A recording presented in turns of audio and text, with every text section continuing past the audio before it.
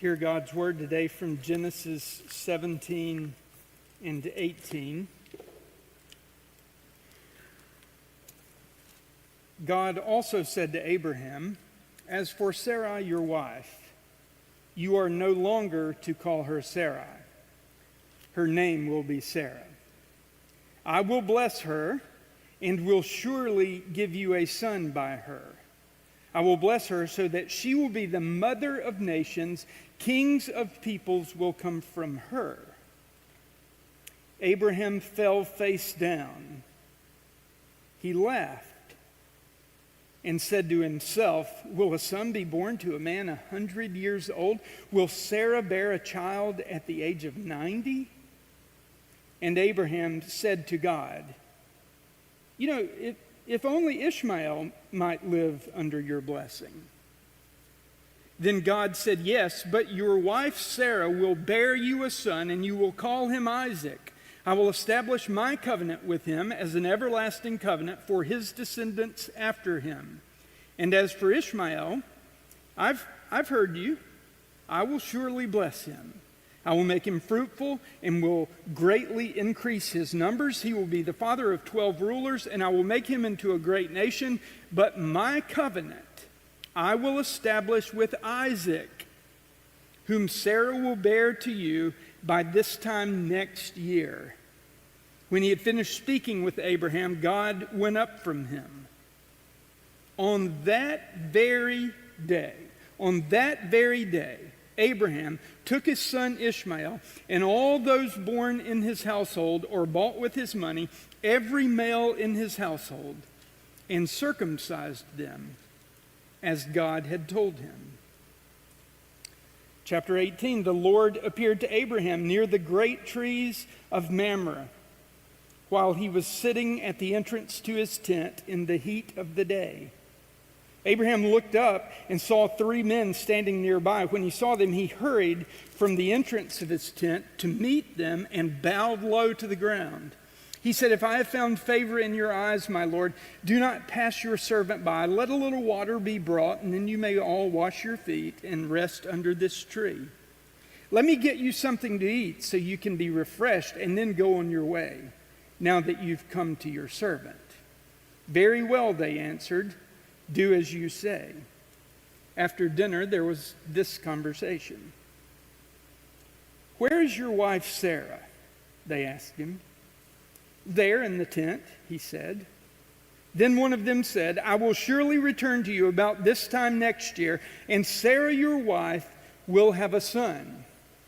Now Sarah was listening at the entrance to the tent which was behind him. Abraham and Sarah were already very old, and Sarah was past the age of childbearing. So Sarah laughed to herself as she thought, "After I'm worn out and my Lord, my husband, is old, will I now have this pleasure?"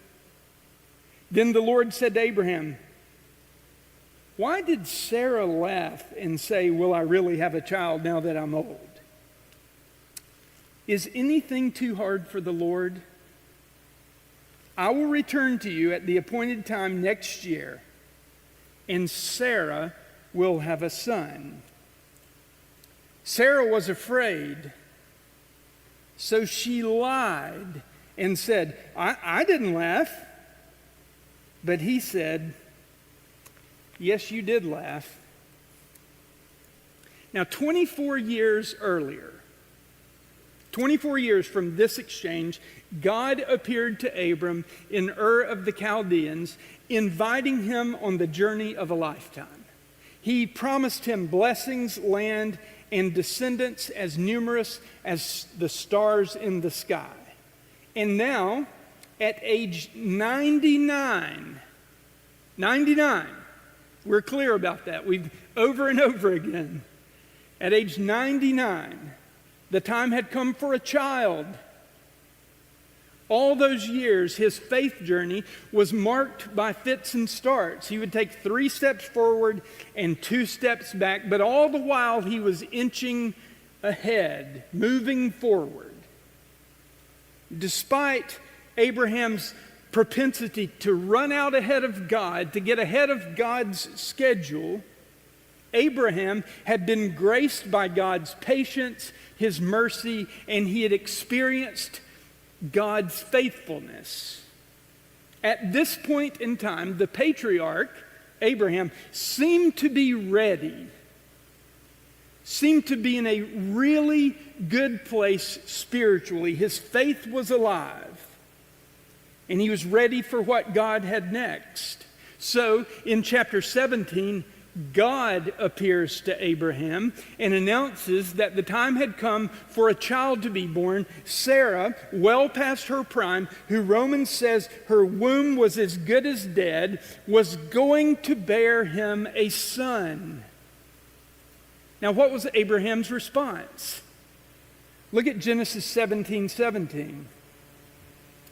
Abraham fell face down. Abraham fell face down. He laughed. Okay, so he fell face down and laughed and said under his breath, "Will a son be born to a man 100 years old? Will Sarah bear a child at the age of 90? Okay. Siri is looking for what Sarah did. Right up here. This is happening right now. She's always interrupting. I don't even know how to get out of it. Okay, she's gone. She's asleep. Where were we? I don't think that's ever happened. See, this is why you come to church when it's rainy outside. All kinds of crazy stuff goes on. So what happens? Abraham bows down in submission to God.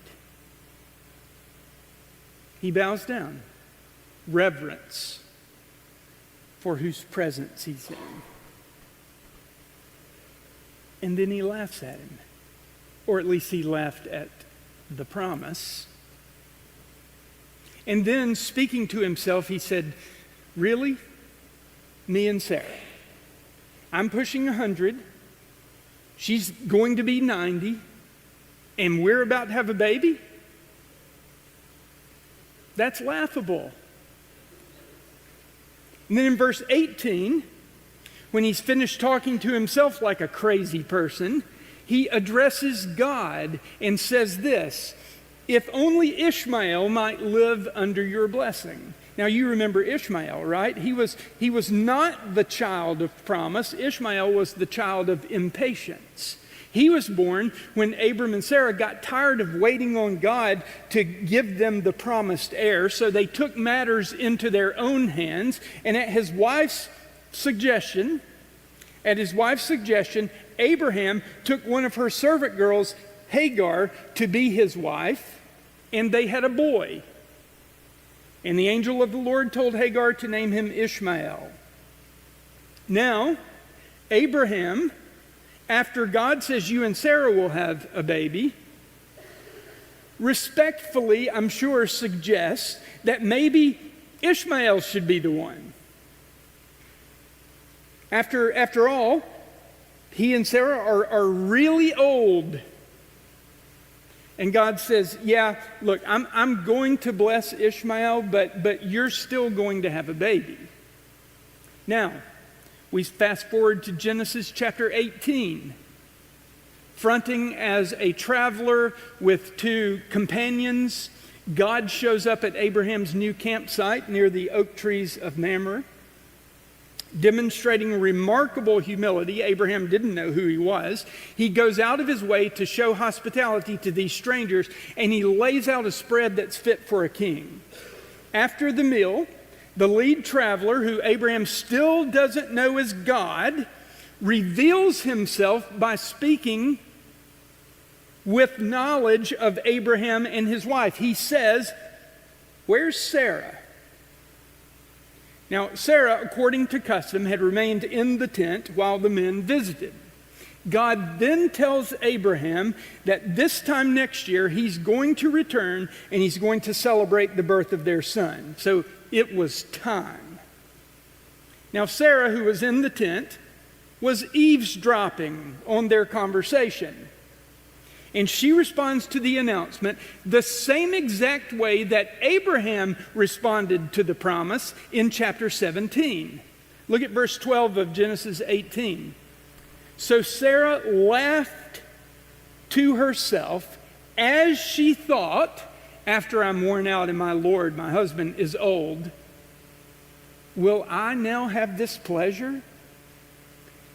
Translation, now that's funny. Ain't no way I'm having a baby. That's what the Hebrew actually says. Then God, who, by the way, is always attuned to our heart's cry, God calls Sarah out for laughing and repeats her words that she thought no one could hear. And then he calls them to faith by asking a rhetorical question: is anything too difficult for the Lord? Now, logically, if the Lord is the Lord, if God is God, then is anything too difficult for him? The question didn't need to be answered. And then he repeats the promise that he would return for the baby shower in 1 year's time. And then this in Genesis 18:15. Sarah was afraid, so she lied, and said, I didn't laugh, not me. But he said, yeah, you did. Yes, you did laugh. Sarah was saying, I didn't laugh. I have no doubts. God said, oh, yes, you did. So let's think about where we are, moving to the end of our journey with Abraham. We have the father and the mother of our faith. After 25 years of doing life with God, we have them doubled over in doubt when God told them they would have a child. They laughed. They were doubled over in doubt. You say, wait a minute, is that really what happened? Did they both doubt God? Because isn't Sarah the one who doubted God, and then not really Abraham? Because not Abraham. It's pretty clear that God calls out Sarah for doubting. She laughed, then she expressed the doubts of her heart in her heart. She was old, he was old. In her mind, the whole baby thing was a pipe dream, and it was funny. When God challenged her, what did she do? She got defensive, immediately going into cover-up mode and lying to God about her doubt. Now, to her credit, she didn't know it was God. She had never personally spoken with God. This is the first time. I'm pretty sure she didn't expect him just to show up for lunch.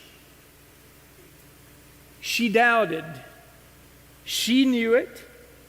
God knew it. She got scared and lied about it.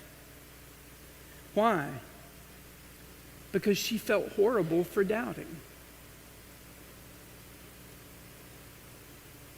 So she covered it up. That's what happens when someone tries to conceal doubt. They cover it up. It's a denial of reality. Now, what about Abraham? Did he doubt? Okay, let's review. He left. In fact, he left first.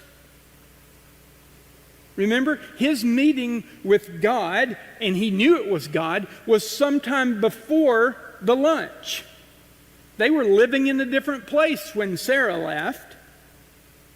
Abraham knew he was talking to God, and when God gave him the good but unbelievable news that Isaac would be born, he bowed down before God and laughed. Same as Sarah. As a matter of fact, their arguments were the same.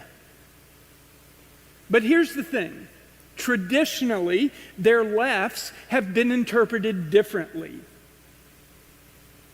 Most people say, well, Sarah laughed because she doubted. Abraham laughed. Well, it was different. It was different. Here's the thing. In the Hebrew, the word laugh is the same in both passages. It's a word that can mean laughter that comes from cheer or joy, or laughter that is derived from scorn, doubt. The Hebrew word is just like ours. Okay, you can laugh at or because of, and it's all coded the same way. It's all laughter. Universally, scholars rightly believe that Sarah's laughter was scornful, rooted in doubts that she voiced to herself. We heard them. Yet, when it comes to Abraham, most of those same scholars argue that his laughter was joyous. The old man was thrilled that they were finally going to realize the promises of God, and a son was going to be born to he and Sarah.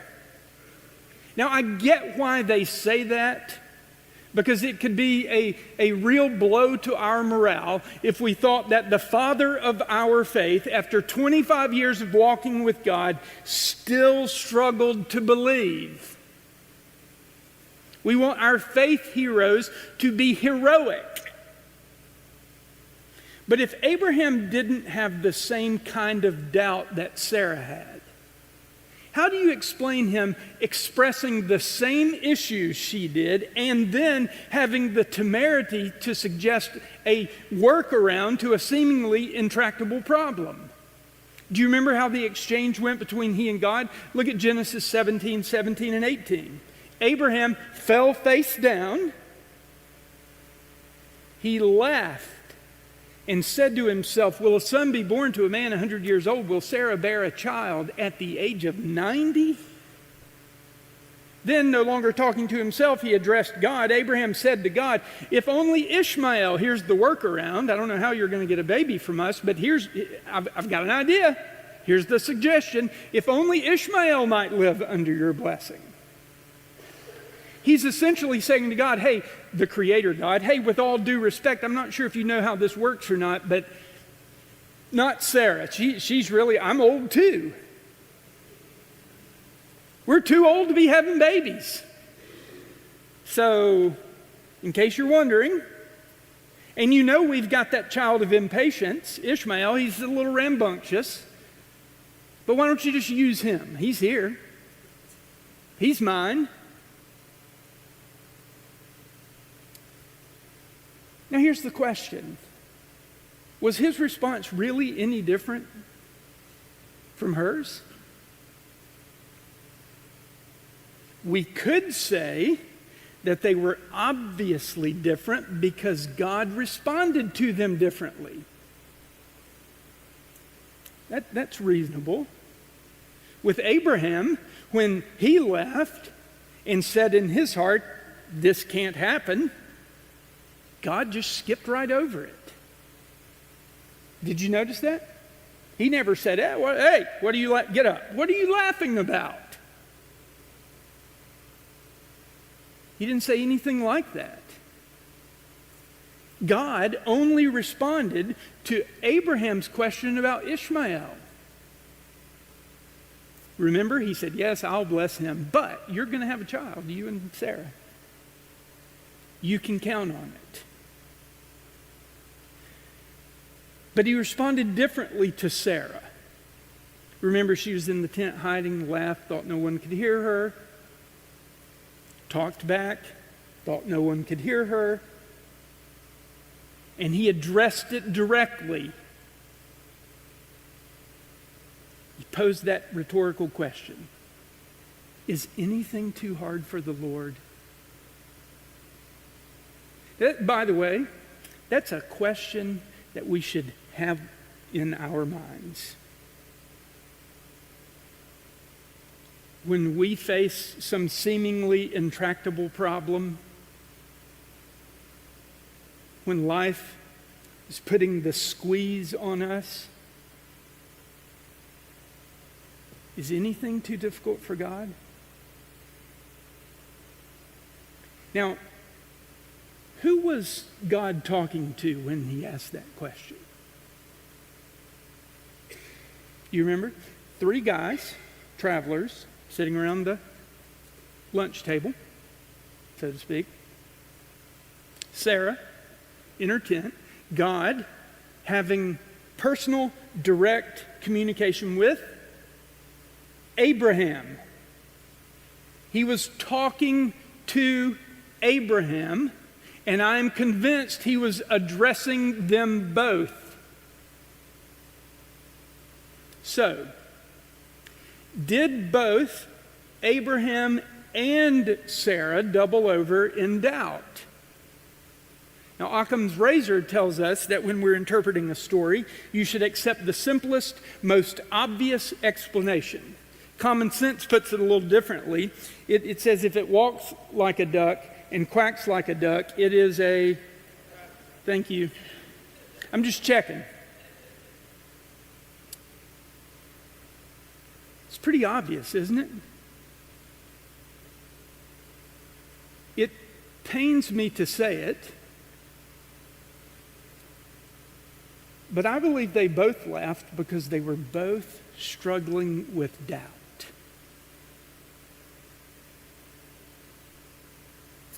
And I believe their doubts are preserved in Scripture because knowing that the 2 founders of our faith struggled in that department helps us when we struggle with doubt. Because let's just be honest. It's not if, but when. All of us. If you're not a follower of Jesus and you're here today and you're looking around saying all these people love Jesus and they never had no doubts, now we laugh. Because there are doubts. Here's the deal with doubt. It comes with the faith territory. As theologian Paul Tillich wrote, doubt is not the opposite of faith. It is an element of faith. Now, why is that? Because in the absence of doubt, who needs faith? The faith journey, a step of faith, is what we choose when there is something worth doubting.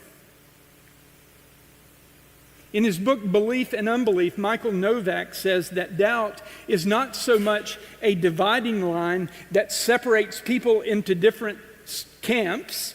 It is a razor's edge that runs through every soul. Many believers tend to think doubters are given over to meaninglessness, moral confusion, and despair. And many doubters assume believers are non-thinking, dogmatic, judgmental moralizers. But the reality is we all have believing and doubting inside us. For, and I quote, we all have the same contradictory information to work with. We all have the same contradictory information to work with. That is true. Now you think about it. Abraham and Sarah were working with the same contradictory information, and they pointed it out to God. Okay? They had their age. They had their history of barrenness. They had 25 years of disappointment about the promised heir. Where was he? Who gives something 25 years without being discouraged? All that's true. That was information. And that information contradicted this information, that God is God, and he made them a promise. They had the promise of God, and God had been with them all along. With all that contradictory information, is it any wonder that doubt crept in at the most inopportune time? No, it's not a surprise, because that's when it appears.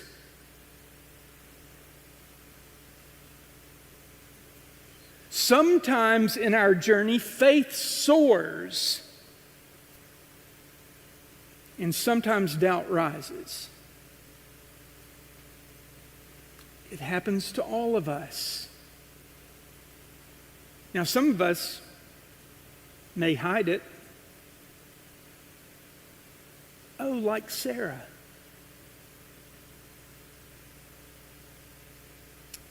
Some of us deny it.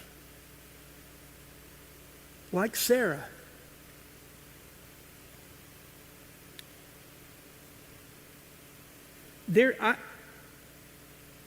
It happens to all of us. I think there's some comfort that can be derived from the fact that it happened to the first of us, the mother and father of our faith, Abraham and Sarah. For the first couple of faith, when doubt arose, it came out in laughter. Just think about that. It came out in laughter. They couldn't help it. I mean, given all the contradictory information, the promise was so absurd, they couldn't help but laugh. Now, obviously, neither one of them wanted to laugh. They tried to cover it up, but it happened.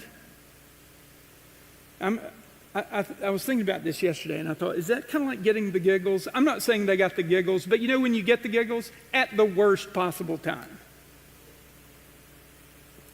They laughed in doubt when they shouldn't have.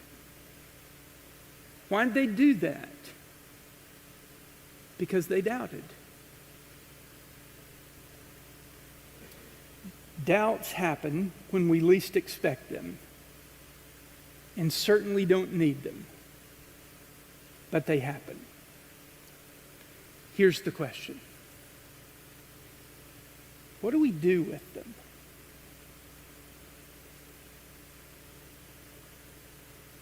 What do you do?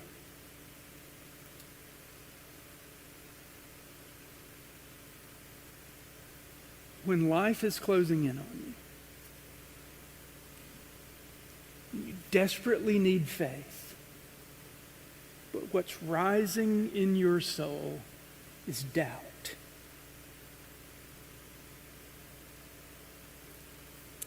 Sarah did what many of us have been sadly trained to do in the church.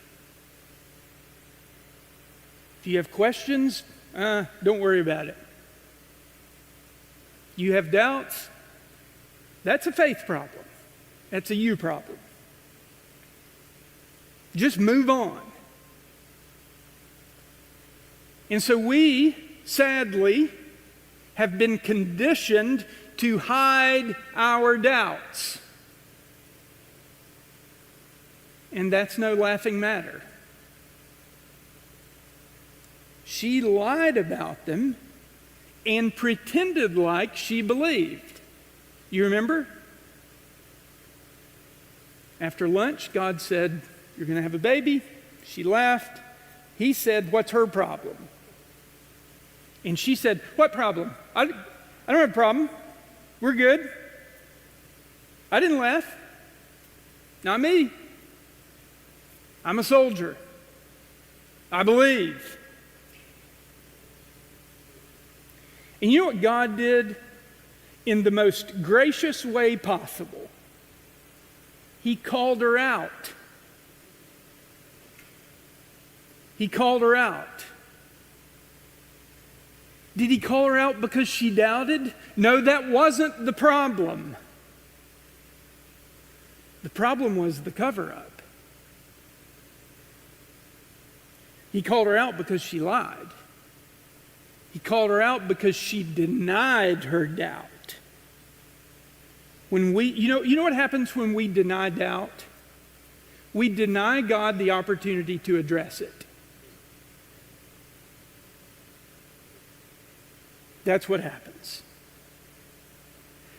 Abraham, on the other hand, responded in the same way but very differently. When he doubted, God didn't even acknowledge it. He didn't even blink. He never called him out on it. Yet he left the same way she did at the same thing. Now, why didn't God call Abraham out? It's what Abraham did in doubt that made all the difference. And this is what we need to understand. Because again, it's not if, but when. There are times where faith soars and we're walking on the mountaintop.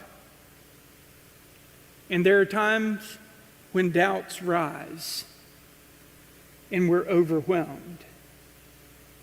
There are three things that Abraham did in Genesis 17 that made his response different. And I think there are three things we can learn from. First, did you notice the posture Abraham was in when his doubts rose? First, he was already bowed down. He was already bowed down. Bowing before God is a sign of reverence. It's being right-sized before God. I'm not worthy. It's a sign of reverence.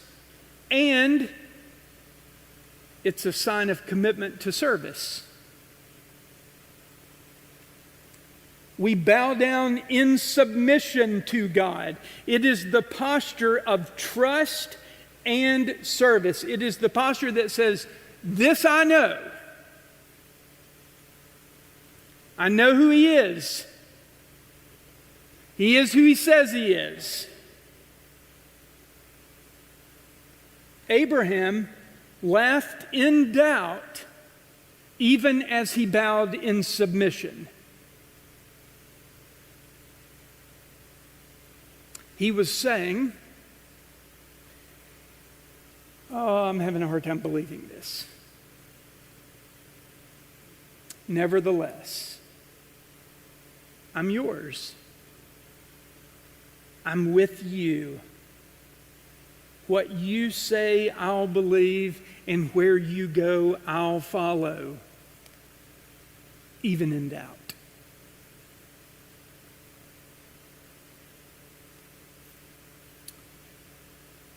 He bowed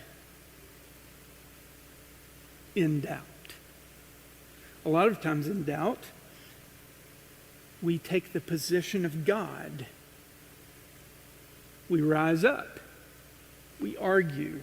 Sometimes we attack. But he bowed humbly before God in his doubt. The second thing he did in doubt is he prayed. When his doubts led him to suggest that God reconsider his position on Ishmael, that feels like that was bold. Somehow it feels out of place. But you recognize he was doing what we should do in doubt. He was taking it to the one he believed in.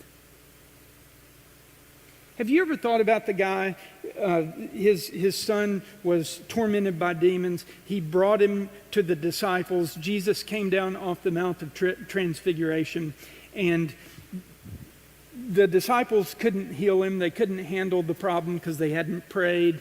And Jesus said, "Bring the boy to me." And he looked at the dad and said, do you believe? And he said, "I believe, help my unbelief." You know what that is? That's prayer in doubt. It's the right prayer in doubt. It is a confession of our reality. We believe, help our unbelief. Let me hopefully set you free if you're confused at this point. God is not threatened or disappointed when we bring him our doubts. We can even suggest solutions to the problems that have given rise to doubt. But if we've bowed in submission to him and we're praying, then we're leaving them with God and we're saying, "I trust you with your response. It's not my agenda or my will that matters. It is your will. I trust you."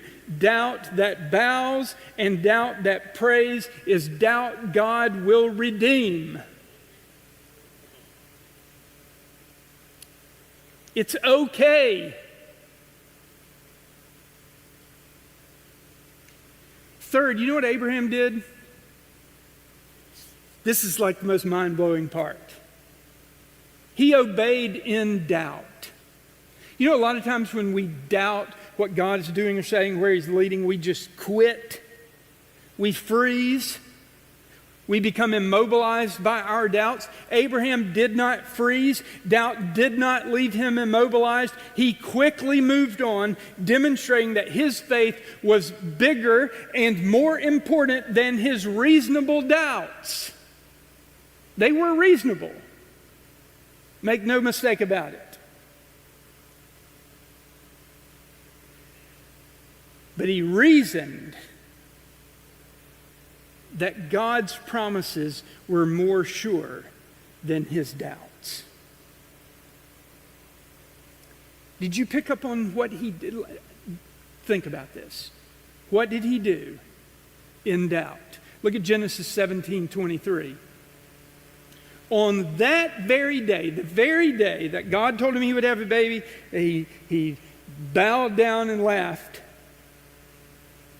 Suggested Ishmael take over. On that very day, Abraham took his son Ishmael and all those born in his household or bought with his money, every male in his household, and circumcised them as God told him. Circumcision was a sign, a painful sign, but a sign, the signal of belief. It was an ever-present reminder of God's promises, of God's covenant.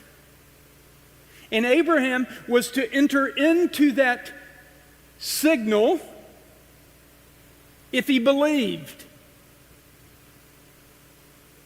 If he was pledging to live in submission to God's covenant, to God's promises. That day, that very day, the scripture says, he was circumcised. Now, did Abraham doubt? I believe he did. Did he obey? I know he did. And in doing so, he gives us the key to working through our doubts. We obey. It's the signal that we're trusting God, that we're believing his word. We obey, we live by faith, even when, and especially when, doubt is rising. Sarah, in contrast to Abraham, hid her doubts And God called her out. It's an invitation to be honest with the one who can not only handle it, but who can address it. It's okay to doubt. It's part of it. It draws out faith. Sarah hid her doubts, and he called her on it. Abraham voiced his, and God responded. He addressed it. Here's the bottom line. Doubts are real. They can be overwhelming. But faith is real too. And the God we place our faith in is really faithful. Doubt is an element of faith.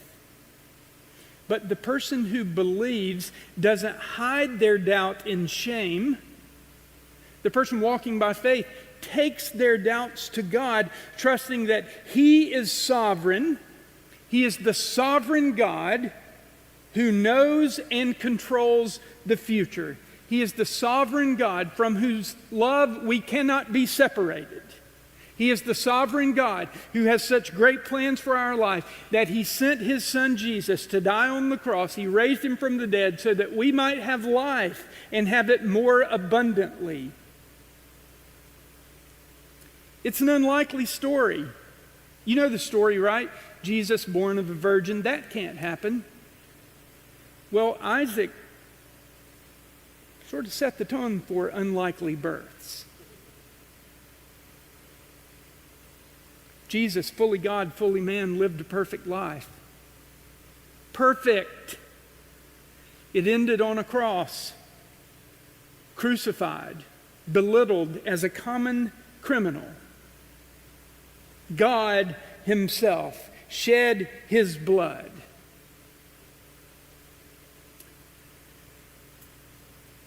So we could be connected to our Creator.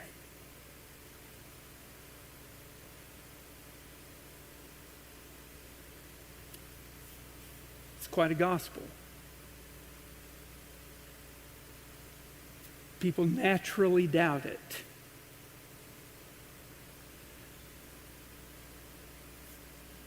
But God graces us with faith in that good news so we can connect with Him.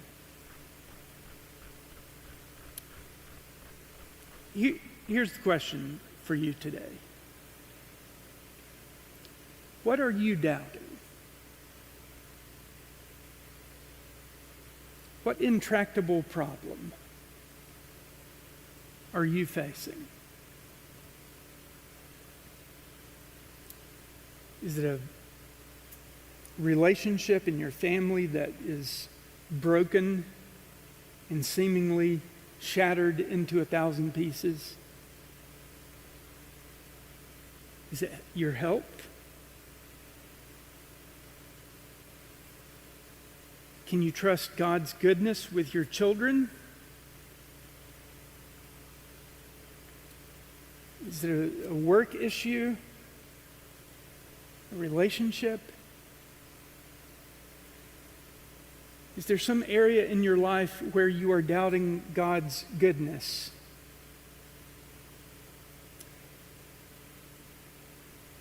It's easy to hide.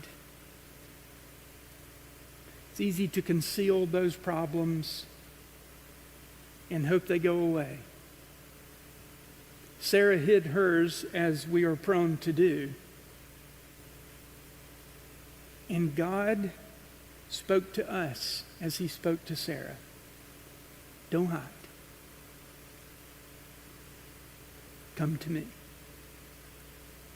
Come to me, all you who are weary and heavy laden, all those who are burdened with doubt. That's the message. And I'll give you rest. I'll give you peace. I'll keep my word. Sarah hid her doubt. Abraham brought his to God. And God responded. And they had a baby. You know what the baby's name was? Ironically, it was Isaac. You know what it means? He laughs. Maybe it means God got the last laugh. Will you bow your heads? I'm going to do something that we normally don't do here. And I recognize that you can do this right where you are. But sometimes I feel like we have an opportunity to reverse course, to undo a mistake that we have made. And as a church, church-wide, not this one, but as church in general, Christianity, we have done a disservice to the reality of doubt. We have told people that this means you're a second-class citizen, that you don't have strong enough faith, that somehow you're broken if you doubt. And that's wrong. You know what you are if you doubt? Human. And I'm sure that there are doubts that most of us have in our hearts. Right now, you're addicted to something you doubt you can overcome. You're fearful about something you doubt you will overcome. You haven't placed your faith in Jesus. You doubt that he would love you so much that he would die for you.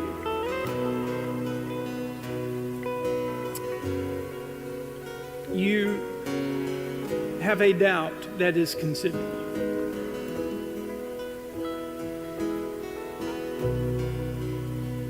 The story of Abraham and Sarah tells us to bring those doubts to God. So I just want to make space to do that today, right here. So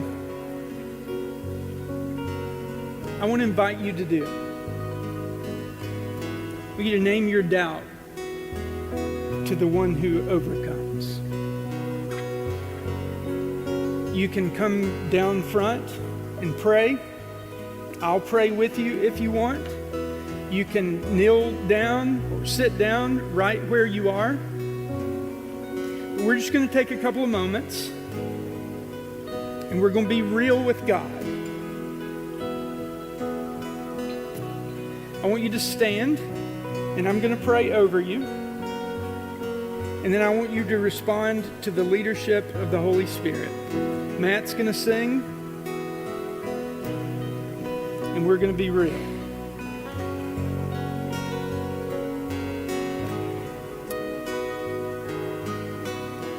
Lord, we know you are, and we're thankful that you are bigger than our doubts. Forgive us when we try to hide them. Lord, today, right where we are, in our seats, in the front, we bring our doubts to you. We ask that you would show yourself to be God. The cry of our heart today is that we trust you. We trust you. And you're worthy of our praise.